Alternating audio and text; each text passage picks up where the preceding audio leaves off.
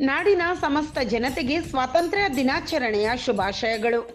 ಶುಭ ಕೋರುವವರು Y Pralhad Rao, ಪ್ರಥಮ ದರ್ಜೆ ಸಹಾಯಕರು, ಬಿಇಒ ಕಚೇರಿ, ಸಿರಗುಪ್ಪ.